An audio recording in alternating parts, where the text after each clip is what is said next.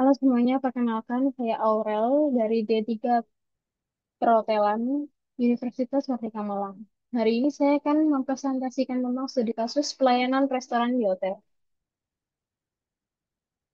Pertama-tama, studi kasus pelayanan hotel dalam restoran hotel ini, lonjakan tamu yang tidak terduga bisa menjadi tantangan yang signifikan.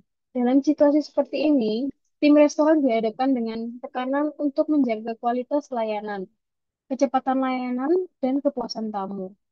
Studi kasus ini menggambarkan bagaimana tim restoran dapat bekerja sama untuk mengatasi situasi tersebut. Di sini ada tantangan yang dihadapi. Yang pertama adalah keterbatasan sumber daya. Terbatasnya jumlah staf dan peralatan dapur menjadi tantangan utama ketika jumlah tamu bertambah dengan cepat. Yang kedua, manajemen waktu. Pelayanan harus dilakukan dengan cepat untuk menjaga tingkat kepuasan tamu, terutama ketika tamu datang bersamaan. Yang ketiga, kualitas layanan. Mempertahankan standar kualitas makanan dan layanan menjadi kritis meskipun dalam situasi yang penuh tekanan. Yang keempat, koordinasi tim. Kerjasama antar staf dapur dan pramusaji harus optimal untuk menghindari kekacauan dan miskomunikasi. Yang selanjutnya adalah strategi penyelesaian.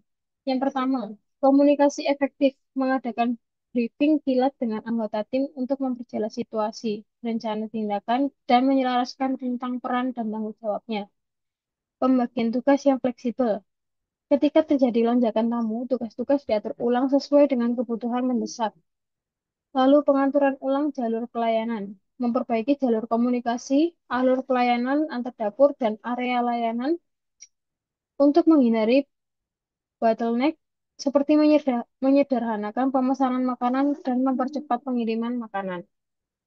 Delegasi tugas secara proaktif. Supervisor atau manajer restoran harus mengambil peran untuk mengatur ulang sumber daya sesuai dengan perkembangan situasi di lapangan. Lalu peningkatan kualitas produk. Meskipun dalam kondisi sibuk, tim tetap harus memastikan kualitas makanan dan kebersihan layanan dengan melakukan pemeriksaan berkala. Jika semua strategi ini dilakukan dengan baik, restoran dapat memberikan pelayanan yang cepat dan tetap berkualitas tinggi meskipun dalam kondisi yang tidak terduga. Tamu akan merasa dihargai karena mendapatkan layanan yang responsif dan profesional. Pembelajaran dari studi kasus ini adalah adaptasi, fleksibilitas, komunikasi yang baik, pemahaman tugas tiap anggota tim, dengan menghadapi lonjakan tamu secara profesional, restoran dapat meningkatkan reputasinya dan memastikan bahwa pengalaman pelanggan tetap positif. Lalu ada lagi menjaga komunikasi dan pembagian tugas yang efektif. Yang pertama adalah briefing singkat dan teratur. Sebelum lonjakan, jika lonjakan tamu tidak bisa diprediksi, seperti pada acara khusus, lakukan briefing untuk memastikan semua staf mengetahui tugas dan prioritas masing-masing. Selama lonjakan tersebut, lakukan komunikasi singkat saat situasi berubah atau ketika diperlukan penyesuaian tugas. Manajer atau supervisor harus memberi instruksi yang jelas dan ringkas. Yang kedua adalah sistem komunikasi terbuka dan jelas, yaitu walkie-talkie dan radio, sinyal nonverbal, dan check-in berkala. Lalu ada yang ketiga, pembagian tugas yang jelas dan fleksibel. Bagi peran secara jelas, sistem rotasi dan identifikasi orang utama. Maksudnya adalah setiap anggota tim harus memiliki peran yang spesifik, misalnya pengelolaan tamu, membawa pesanan, pengelola meja, dan supervisor dapur. Lalu di saat lonjakan tamu terjadi dalam jangka waktu yang lama, rotasi tugas dapat mengurangi kelelahan, misalnya pramusaji dapat bergantian dengan di bagian depan dan belakang sesuai kemampuan dan situasi. Lalu, pilih staf yang paling berpengalaman untuk memimpin setiap area. Mereka bisa bertanggung jawab dan memberikan arahan dan solusi cepat pada anggota tim lainnya. Yang keempat, pemantauan dan koreksi cepat. Supervisor, ah, pengawasan real time. Supervisor harus mampu melihat dan menganalisis situasi dengan cepat. Dan feedback instan, setiap staf harus merasa nyaman dan memberikan dan menerima masukan tanpa menimbulkan konflik. Lalu pelatihan dan simulasi situasi darurat. Pelatihan rutin.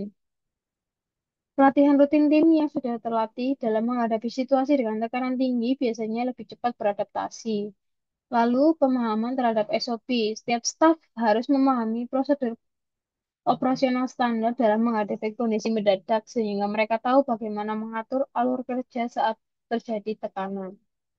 Lalu penggunaan teknologi, sistem pemasaran terpadu, sistem POS atau point of sale yang efisien dapat membantu memastikan komunikasi antar pramusaji dan dapur berjalan lancar.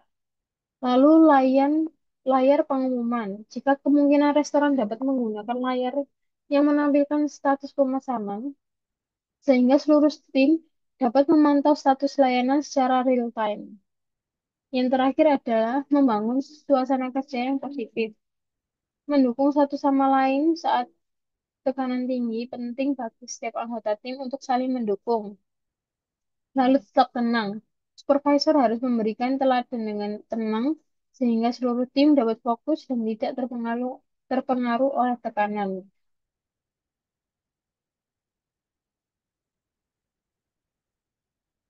Kesimpulannya, dari semua materi yang saya jelaskan adalah bahwa menjaga komunikasi dan pembagian tugas yang efektif saat tekanan tinggi membutuhkan persiapan komunikasi yang jelas, peran yang terdefinisi dengan baik, fleksibilitas dalam tugas, dan dukungan antar anggota tim. Pelatihan rutin dan pemantauan yang baik juga penting agar tim dapat beradaptasi dengan cepat terhadap situasi yang berubah, menjaga kualitas layanan, dan memastikan kepuasan tamu tetap terjaga. Mungkin sekian dari eh, pembahasan saya hari ini. Terima kasih.